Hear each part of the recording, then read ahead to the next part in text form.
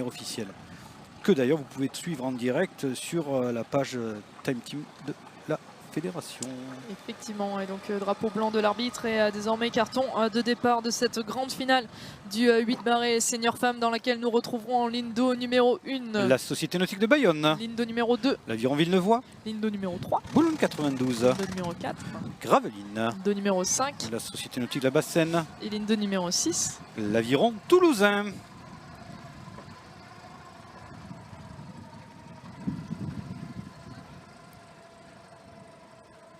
On retrouve des J16 dans ces bateaux également pour venir compléter. C'est assez intéressant. Des J16 qu'on a vus sur les championnats.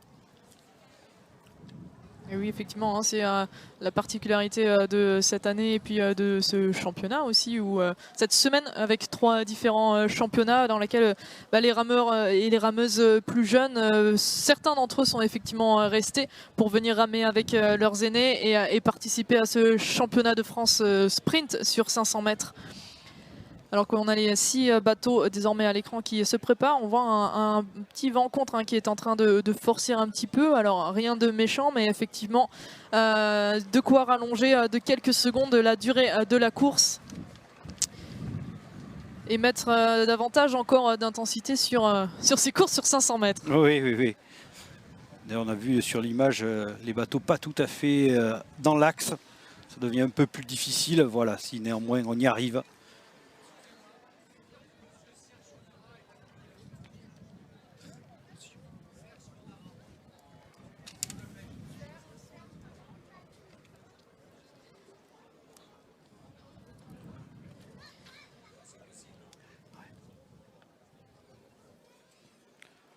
Voilà pour l'instant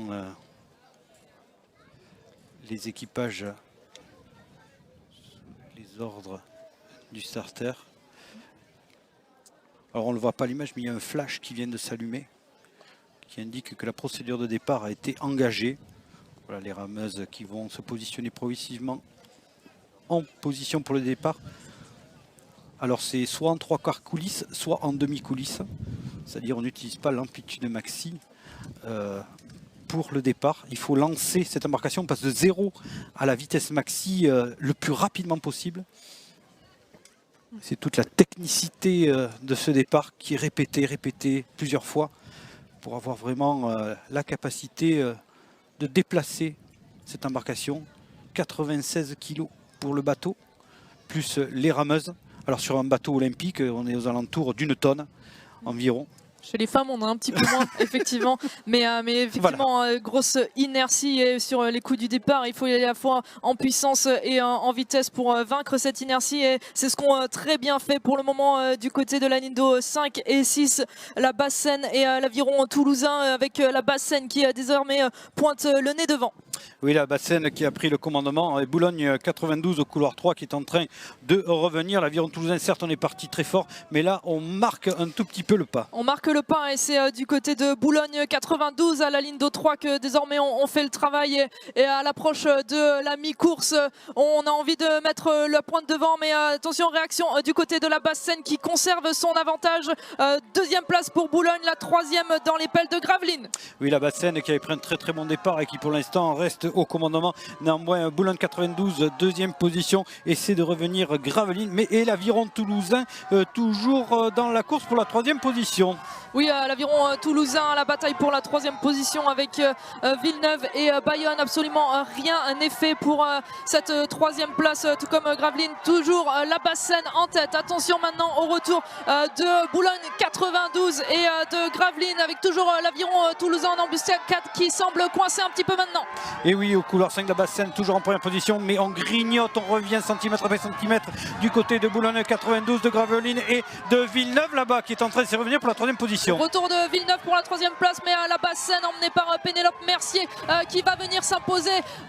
Ce sera fait dans quelques coups de pelle, c'est fait pour la Bassenne. La deuxième place pour Boulogne 92 et la troisième, on y va vérifier, mais il me semble bien que ce sont les Gravelinoises qui lèvent les bras à juste titre avec la quatrième place qui ira, me semble-t-il, pour Villeneuve. C'est ça. Et la cinquième pour Bayonne et la sixième pour l'Aviron toulousain. Voilà, tout à fait. Sous réserve, on va attendre bien entendu le drapeau blanc de l'arbitre. On en parlait tout à l'heure, le juge de parcours qui valide la course, qui s'assure aussi que l'équité a été respectée et qu'il n'y a pas eu d'incident.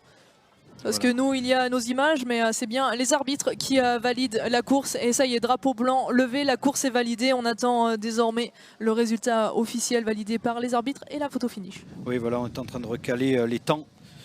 Donc il y a un temps manuel qui est donné et puis après on utilise la photo finish pour recaler le temps.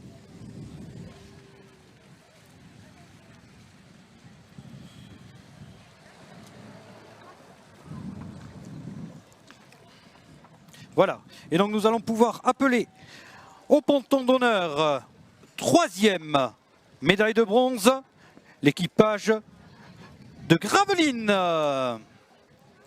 Second et médaille d'argent, Boulogne 92.